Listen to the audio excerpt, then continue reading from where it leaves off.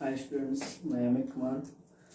आज आप लोगों के लिए कक्षा 12 की कुछ इम्पोर्टेंट टॉपिक्स पर डिस्कस करने वाला हूं, जो कि आपके एग्ज़ाम की दृष्टि से बहुत ज़्यादा इम्पोर्टेंट होते हैं। और ये देख लेते हैं वो कौन कौन से टॉपिक हैं जिनके बारे में हम डिस्कस करने वाले हैं। तो आज हम आपके यूनिट फर्स्ट जो कि आपकी है सॉल्यूशन, यूनिट फर्स्ट है और इसका नाम होता है सॉल्यूशन। तो सॉल्यूशन अर्थात विलेन क्या होता है, इसके बारे में हम डिस्कस करने वाले हैं। विलेन होते क्या हैं, विलेन के बारे में आपको जानना चाहिए। और विलेन में खास तौर से अगर आपसे बात करें हम, तो विलेन के दो घटक होते हैं। विलेन जो होता है वो मिलकर बना होता है विलेय प्लस विलायक।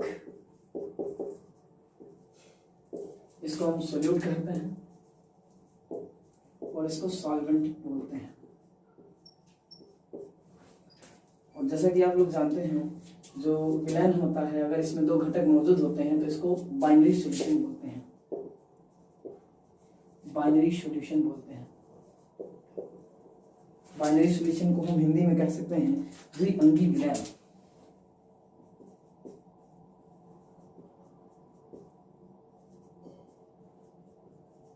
द्विअंगी विलेन। अब जैसे कि आप जानते हैं विलेय क्या होते हैं और विलायक क्या होते हैं।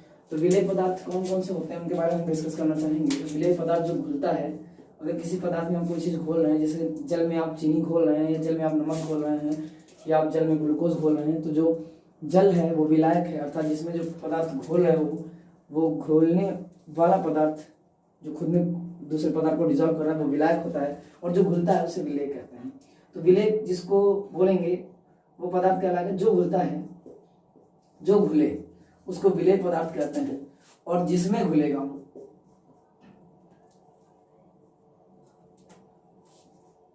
जिसमें घुले उस पदार्थ को हम विलायक कहते हैं। तो आप लोग इतना जानते ही हैं, लेकिन फिर भी हम इनमें कौन से टॉपिक हैं जिनके बारे में हम डिस्कस करना चाह रहे हैं। तो आपको पता है, पहला तो टॉपिक होता है विलेयता को प्रभावित करने वाले कारक को प्रभावित करने वाले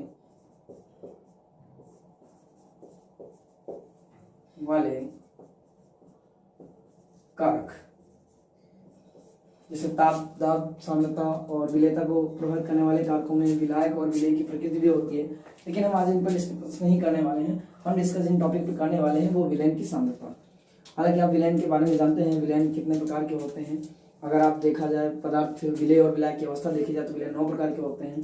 संतृप्तता को देखी जाए तो विलेन 3 प्रकार के होते हैं, संतृप्त, अति संतृप्त और अल्प संतृप्त। जबकि विलेयता को अगर देखेंगे तो उसमें विलेयता के आधार पर विलेन 3 प्रकार के होते हैं, माफ कीजिएगा 2 प्रकार के होते हैं, तन विलेन और सांद्र विलेन। तो हम आज हालांकि सांद्रता पर डिस्कस करने वाले हैं। तो हमारा टॉपिक आज का है विलेन की सांद्रता।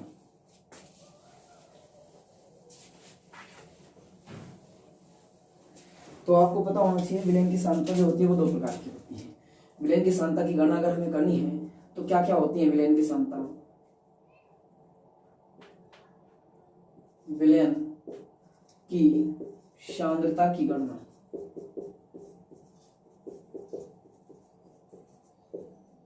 तो ये विलेन की सांद्रता की गणना हमें करनी है। और अगर बात करें तो विलेन की सांद्रता जो होती है, विलेन की सांद्रता जो होती है वो 2 प्रकार की होती है। विलेन की सांद्रता को 2 भागों में डिवाइड किया गया है। एक तो होती है भौतिक सांद्रताएं या भौतिक विधियां, भौतिक विधियां जिससे हम सांद्रता की गणना कर सकते हैं। और दूसरी होती है रासायनिक विधियां।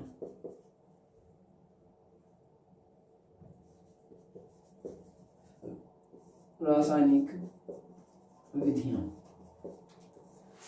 अब ये भौतिक विधियां कौन कौन सी होती हैं और रासायनिक विधियां कौन सी होती हैं, तो आप जानते होंगे। विलेन की भौतिक विधियां जैसे कि भार प्रतिशतता,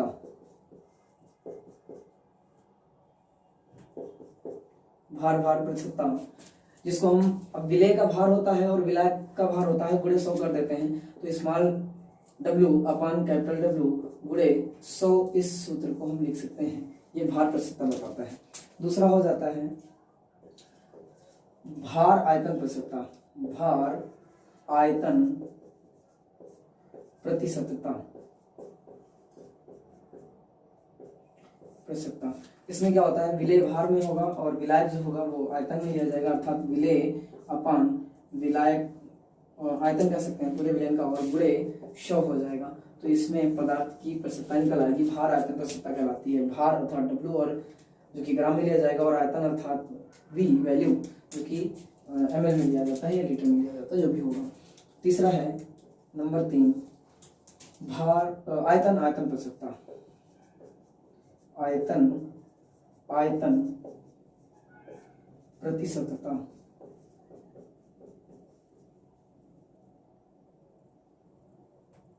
प्रतिशतता है, और ये होती है स्मॉल v अपान कैपिटल B,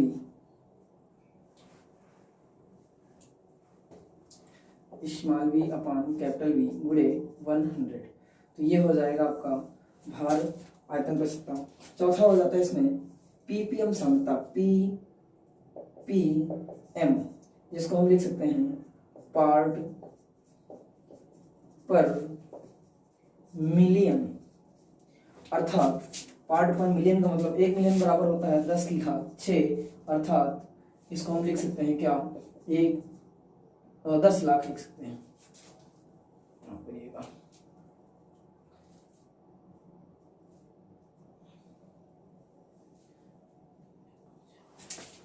10 लाख लिखेंगे इसको। तो ये होता है पीपीएम सांद्रता। तो पार्ट पर मिलियन, जैसे कि इसको आप पीपीएम सांद्रता जिसको हम पार्ट पर मिलियन कहते हैं, पार्ट प्रति मिलियन, इसमें सांद्रता 10 की घात 6 ली जाती है। अर्थात जैसे समुद्री जल में हमें ऑक्सीजन की मात्रा की गणना करनी होती है तो हम पार्ट पर मिलियन में लेते हैं। अब 1 मिलियन अणुओं में कितने ऑक्सीजन, 1 मिलियन जल के अणुओं में कितने अणु ऑक्सीजन के घुले हुए हैं, या ये कह लो कि 1 मिलियन लीटर में जल में कितने ऑक्सीजन कितनी लीटर घुली हुई है। लीटर में लेते हैं तो लीटर लिया जाएगा दोनों का, अगर आप अणु ले रहे हैं तो दोनों का ले सकते हैं अणु, लेकिन मिलियन में घुले होंगे जितने भी मिलियन घुले होते हैं। खैर, अगला होता है पीपीटी, 5 नंबर पीपीटी, पार्ट प्रति ट्रिलियन, पार्ट पर ट्रिलियन।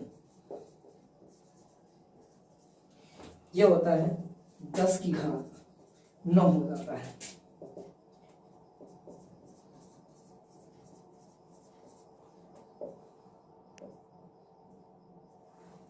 तो आप देख सकते हैं इकाई, दहाई, सैकड़ा, हजार, 10,000, लाख, 10 लाख, करोड़, 10 करोड़, अरब। 1 अरब में कितने पार्ट घुले हुए हैं, इसको पार्ट पर ट्रिलियन कहते हैं। तो ये तो हो गया। खैर, आज आपका ये इधर रासायनिक भौतिक सांद्रताओं की गणना मैंने कर ली।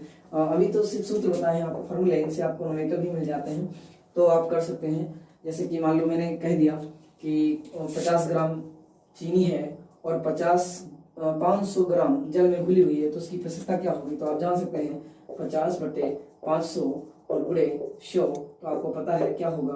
तो यहाँ से डिवाइड हो जाएगा और ये आ जाएगा 5 × 5 5, ये 100 आ जाएगा। ऊपर से डिवाइड हो जाएगा, ये 1 0 और कटेगा, माफ करिएगा थोड़ा सा सही करते हैं इसको। 50 ग्राम चीनी है, 500 ग्राम जल में घुली हुई है और 1000 से डिवाइड होगा, सॉरी 100 से डिवाइड हो जाएगा। प्रतिशतता निकालनी है तो 1 2 0 से ये 2 0 कैंसिल हो जाएंगे। 5 × 5 5 धन 50, तो ये आ जाएगा 10%।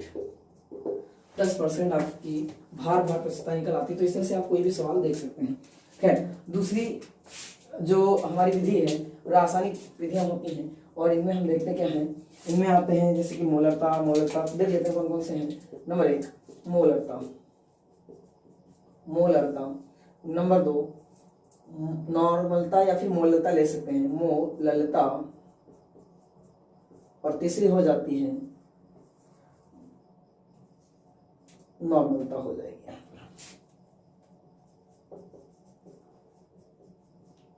नॉर्मलता। और चौथा हो जाता है मोल प्रभाज।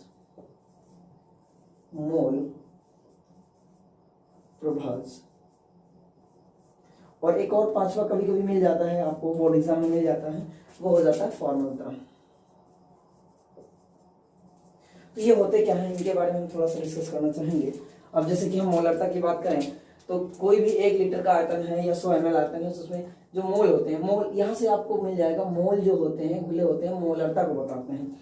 अगर मोल घुले हुए हैं, मोल प्रति लीटर में घुले हुए हैं, तो इसको मोलरता कहते हैं। अगर मोल जो है, आपको पता है पदार्थ के मोल क्या होते हैं, भार बटे अणुभार, जिसको हम क्या लिख सकते हैं, स्मॉल n बराबर capital W upon small W upon small m, जो कि ये मोल होता है, ये मोल होता है। और ये पदार्थ विलेय का भार, ये भार हो जाता है, और ये अणुभार हो जाता है। तो आप जान सकते हैं n होता है, n जो होते हैं मोल होते हैं, मोल जो घुले होते हैं वो लीटर में अगर घुले हैं तो इसको मोलरता कहेंगे। अगर मोल घुले हों, मोल अगर घुले हों विलायक में, और उसका भार जो लिया जाएगा वो किलोग्राम में लिया जाएगा, तो ये हो जाएगा किलोग्राम। अगर मोल घुले हों किलोग्राम में तो इसको मोलरता कहते हैं। और अगर यहाँ पर मोल की जगह तुल्यांक हो, तुल्यांक, और ये घुले हों लीटर में, तो इसे नॉर्मलता कहते हैं। मोल प्रभास क्या होता है इसके बारे में जानेंगे। तो मोल प्रभास होता है, किसी भी पदार्थ का मोल प्रभास बराबर होता है घटक के मोल, जिस भी घटक के, अब 2 घटक होते हैं, विलेय और विलायक। तो अगर हम मान लो विलेय का निकालना है तो विलेय के घटक, और नीचे हो जाएगा दोनों, अर्थात विलेय और विलायक दोनों का घटक, या कुल विलायक के कुल विलयन के घटक हो जाते हैं। तो यहाँ पे हो जाएगा घटक के मोल, घटक के मोल बटे विलयन के कुल मोल, विलयन के कुल मोल। हालांकि इनसे आप अभी आप जब करेंगे तो इनको हम नॉर्मलता, फॉर्मलता और मोलरता, मोललता, इनसे सारे के न्यूमेरिकल हम करवाने वाले हैं। इसलिए आज सिर्फ ये आपकी बेसिक स्ट्रक्चर एक प्रकार से देख सकते हैं, जो कि विलयन की सांद्रता की गणना के हैं। और इसमें 2 विधियां होती हैं, भौतिक और रासायनिक विधियां। भौतिक विधियां में आप देख सकते हैं भार भार कर सकता, भार आयतन कर सकता, आयतन आयतन कर सकता, पीपीएम सांद्रता, और ये पीपीटी सांद्रता, यानी कि पार्ट पर मिलियन और पार्ट पर ट्रिलियन। यहाँ पे रासायनिक विधियां देखेंगे तो मोलरता, मोललता, नॉर्मलता, मोल प्रभास और फॉर्मलता हो जाती है। तो फॉर्मलता क्या होती है इसके बारे में जान लेते हैं। अब यहाँ पे फॉर्मलता जिन पदार्थों या जिन विलेय पदार्थों के अणुभार ज्ञात नहीं होते हैं तो उनकी फॉर्मलता रखी जाती है, यानी उनका अणुभार रख लिया जाता है और बटे विलयन का घटक, विलयन का आयतन ले लिया जाता है। जैसे कि मोलरता होता है, बस मोलरता में विलेय और विलेय के मोल जो होते हैं वो ज्ञात होते हैं, अर्थात अणुभार इनका ज्ञात होता है। लेकिन यहाँ पर अणुभार अगर अज्ञात होता है तो उसके लिए फॉर्मूला की गणना की जाती है। तो ये फार्मूला भी मोलरता के जैसा ही होता है। तो इन सब चीज़ों के बारे में हम आपसे डिस्कस कर चुके हैं। बाकी इनके जो न्यूमेरिकल हैं आपको पता है, आप अगर हम चाहें तो 1-2 न्यूमेरिकल करवा भी सकते हैं, लेकिन इनसे पहले इनको जानना जरूरी है। अब आपको पहले ये आप स्ट्रक्चर नोट कर लीजिएगा, और इसके बाद इसी से आपको एक एक करके परिभाषा सभी की और एक एक के न्यूमेरिकल जो आते हैं एग्जाम में, आपके लिए एग्जाम की दृष्टि से ज़्यादा इंपॉर्टेंट है, उनके हम न्यूमेरिकल आपको करवा देंगे। तो मोलरता क्या होती है, मोलरता क्या होती है एक बार थोड़ा सा और देख लेते हैं।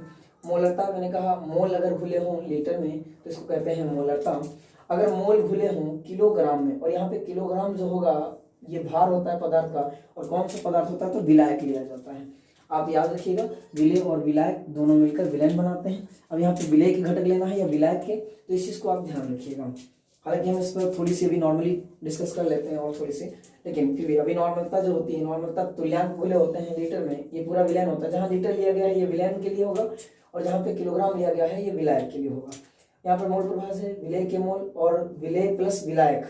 यहाँ पे विलयन जो होता है वो बनता है विलेय और विलायक से, तो विलेय प्लस विलायक कह लें या फिर विलयन के कुल मोल कह लें, तो ये हो जाएगा। इसके आगे बढ़ते हैं, थोड़ा सा और डिस्कस करते हैं, कुछ छोटी चीज़ें इनके बारे में जानकारी कर लेते हैं इसी में, ताकि आपको आगे इनके न्यूमेरिकल्स पढ़ने में आसानी हो।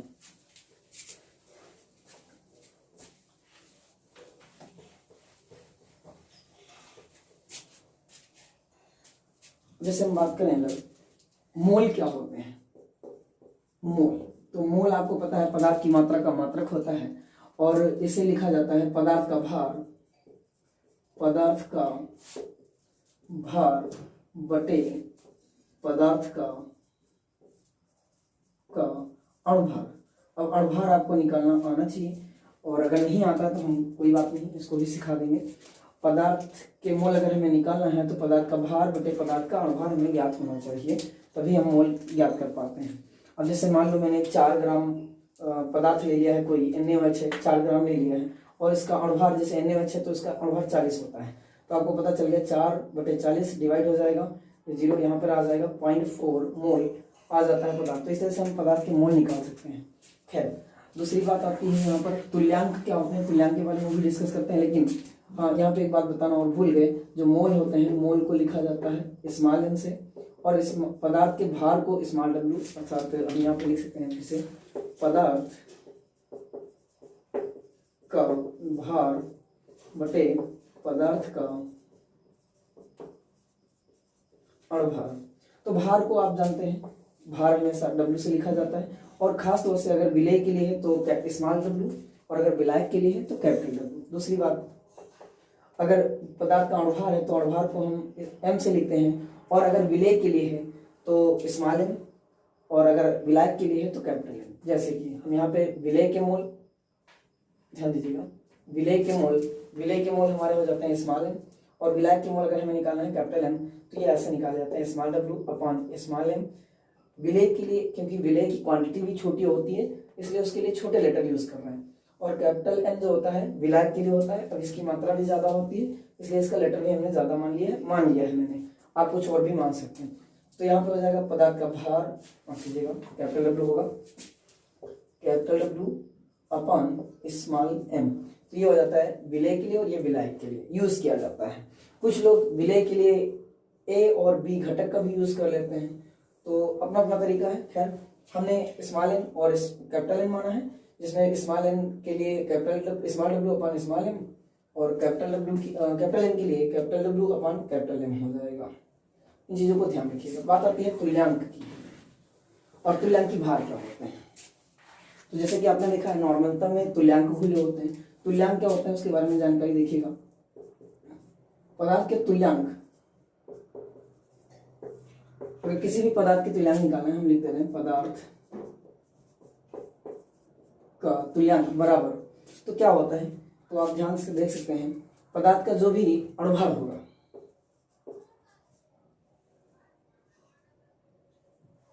आप कीजिएगा थोड़ा सा, आपको हम पूरा डिटेल में ही बता देते हैं। तुल्यांकों की संख्या है, 2 चीजें पूछी जाती हैं, पदार्थ या हम विलय कह सकते हैं। पदार्थ ब्रैकेट में किसके लिए हम ले रहे हैं, तो विलय के लिए ले रहे हैं। पदार्थ विलय का तुल्यांकी भार ये अलग होता है, और यहीं पर अगर हम बात करें पदार्थ या विलय के तुल्यांकों की संख्या या तुल्यांक,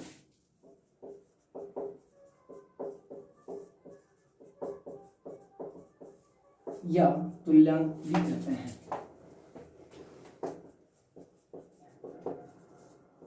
तो ये होते क्या हैं, इनको कैसे निकालते हैं, तो आपको भार पहले बता देते हैं तुल्यांकी भार कैसे निकालते हैं। तो इसका फार्मूला होता है पदार्थ का जो भी विलय पदार्थ लिया है तो उस पदार्थ का अणुभार लेंगे, अणुभार, और बटे अम्लता या क्षारकता, जिसको हम स्मॉल n से लिखते हैं, और इसको तो मैंने बता दिया स्मॉल m से लिखा जाता है। हालांकि ये स्मॉल n से मैंने मोल को भी बताया हुआ है, तो ये विलय के मोल ना होकर बल्कि यहाँ पे अम्लता और क्षारकता के लिए भी स्मॉल n मैंने यूज किया है। अच्छा, पदार्थ का अणुभार क्या होता है, तो जैसे कि आप देखते हैं पदार्थ का भार बटे अणुभार, तो यहाँ पर भी पदार्थ का भार तो लिया जाएगा, पदार्थ का विलय पदार्थ की बात हो रही है, विलय पदार्थ का भार बटे पदार्थ का अब आप चाहे तो ये पूरा इसको जो तुल्यांकी भार लिखा गया इसको कैपिटल ई से लिखते हैं, जिसको तुल्यांकी भार कहते हैं, तो चाहे पदार्थ का तुल्यांकी भार लिख लीजिए या इसके स्थान पर आप पदार्थ का अणुभार बटे अम्लता या क्षारकता भी लिख सकते हैं। तो हम तुल्यांकी भार लिख दे रहे हैं, तो पदार्थ का भार बटे पदार्थ का तुल्यांकी भार,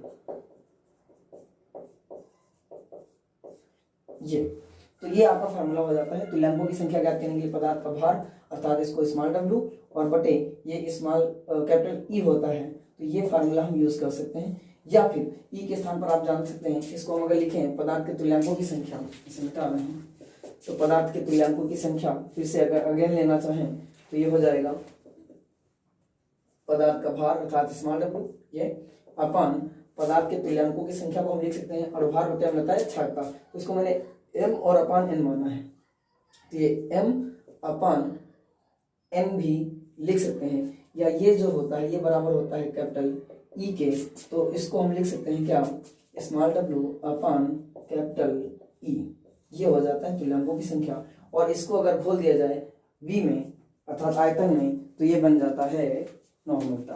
तो क्योंकि बच्चों को समस्या यहीं पर होती है पदार्थ के तुल्यांक और तुल्यांक की भार में, तो हम चाहते हैं वो समस्या आप लोगों को ना हो। तुल्यांक की भार क्या होते हैं और तुल्यांक क्या होते हैं। बात एक और आती है यहाँ पर, अम्लता और क्षारकता क्या होती है, बच्चों को समस्या होती है इसमें, तो ये अम्लता और क्षारकता के बारे में भी डिस्कस कर लेते हैं।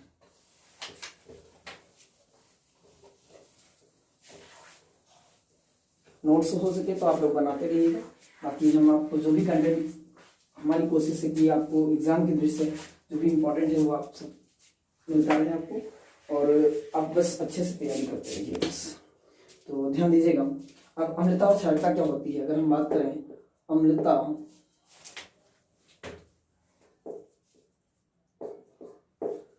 और क्षारकता, तो बहुत से बच्चों को समस्या होती है इसमें अम्लता और क्षारकता क्या होती है। तो आपको बता दें, अम्लता जो होती है वो क्षार की होती है। बहुत से बच्चे सोच लेंगे कि अम्लता अम्ल के लिए होती है, तो ऐसा नहीं है, अम्लता क्षार के लिए होती है, क्योंकि क्षारकता अम्ल के लिए होती है। अब आप पूछेंगे क्यों, तो हम उसका भी कारण बताना चाहेंगे। जैसे मैंने NaOH ले लिया, तो NaOH जो होता है OH रिलीज करता है, Na+ जब जलीय विलयन में जाता है, कोई सॉल्यूशन में जाता है तो ये OH रिलीज करता है, और OH जो है इससे क्रिया करने आता है HCl। हम आपको बता दे रहे हैं, ध्यान से देखिएगा, ये प्लस और ये माइनस, ये भी एक सॉल्यूशन में है, और ये जब जाएगा तो ये इसमें टूट जाएगा और ऐसे बना लेगा क्या, Na अलग हो जाएगा, Cl अलग हो जाएगा। जो क्षार है वो H से क्रिया करने जाता है, अर्थात क्षार जो है वो अम्ल को न्यूट्रलाइज करने जाता है।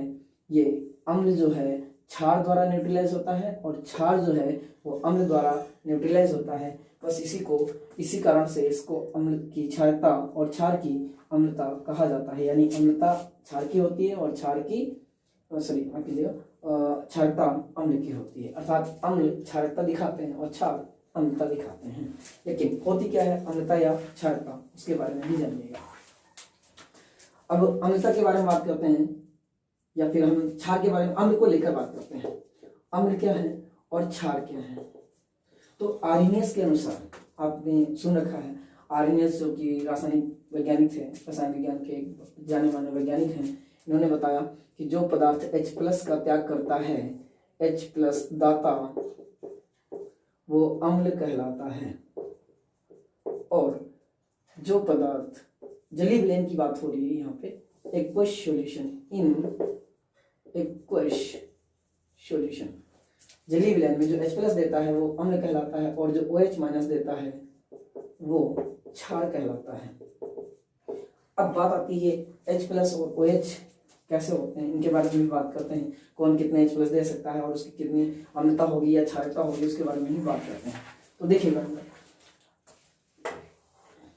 अम्ल जो होते हैं, अम्ल क्या करते हैं, H+ का त्याग करते हैं और त्याग करके एक ऋणायन बनाते हैं, और जितना H+ त्याग करेंगे वही उसकी क्या कहलाएगी, क्षारकता कहलाती है। या ये कह सकते हैं आप, आवेशों की संख्या, ऋणावेशित ऑक्सीकरण संख्या जो होती है वो हमारी क्षारकता कहलाती है। तो देखिएगा ध्यान से, जैसे कुछ हम एग्जांपल ले रहे हैं, जैसे HCl, ये टूटेगा तो H+ देगा, और साथ में ये, अब यहाँ पे हम इसको प्लस बना लें तो ज़्यादा सही है, लेकिन फिर भी देख लीजिएगा क्या दे रहा है, और ये Cl- देता है, H+ देगा और Cl- देगा। तो यहाँ पे आप देख सकते हैं इसने कितने H+ त्याग किए, H+ त्याग करने की संख्या है उसकी क्षारकता होती है। जो क्षारकता है अम्ल की H+ की जो त्याग करने की संख्या है वही क्षारकता होती है। तो यहाँ पे आप देख सकते हैं इसकी अम्लता कितनी हो जा रही है, तो 1 हो जा रही है। दूसरी बात, ये 1 है, अब ध्यान रखिएगा, HNO3, ये जो है H प्लस में और NO3 जो कि ऋणायन बना रहा है माइनस में। अब यहाँ पे H प्लस की संख्या भी आप देख सकते हैं कितनी है, 1 है।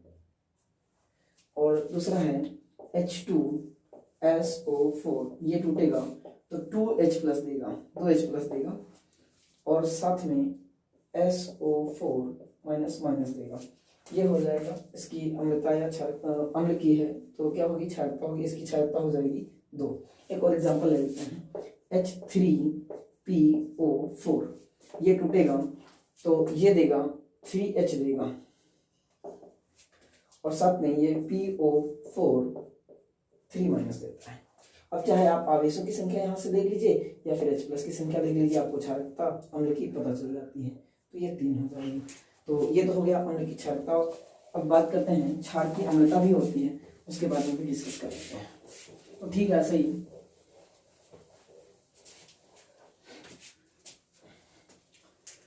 इसी प्रकार अगर हम क्षार ले रहे हैं तो क्षार जो होते हैं वो OH आयन का त्याग करते हैं और OH आयन त्याग करके धनायन बना लेते हैं,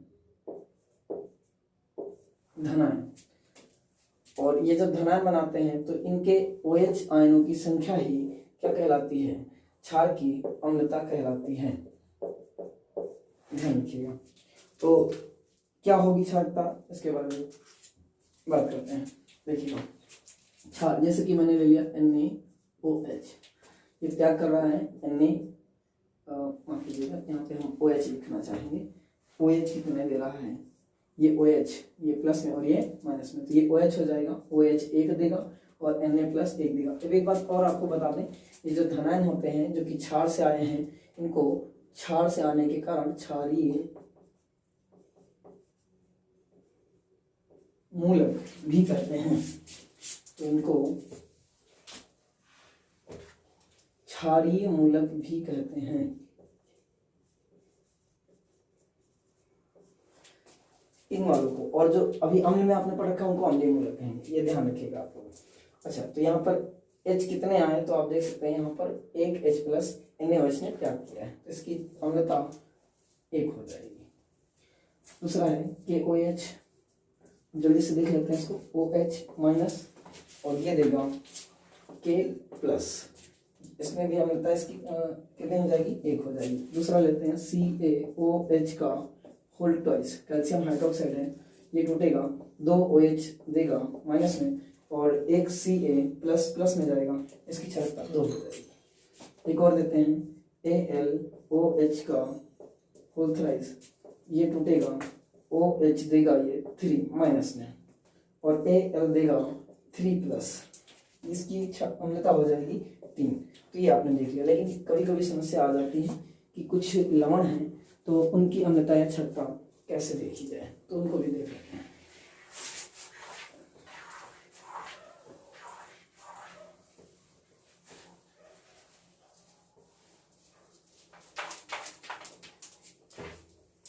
तो जैसे लवण हम बात करें, मैंने ले लिया Na2SO4, तो आप यहाँ से देख सकते हैं ये 2 कितना में रहा है, 2 Na दे रहा है, 2 Na और SO4 माइनस माइनस। तो यहाँ पे ज्यादा वाली ऑक्सीजन संख्या आप देख सकते हैं, इसकी जो ज्यादा वाली ऑक्सीजन संख्या होगी वही इसकी अम्लता या क्षारकता के रूप में रख दी जाती है।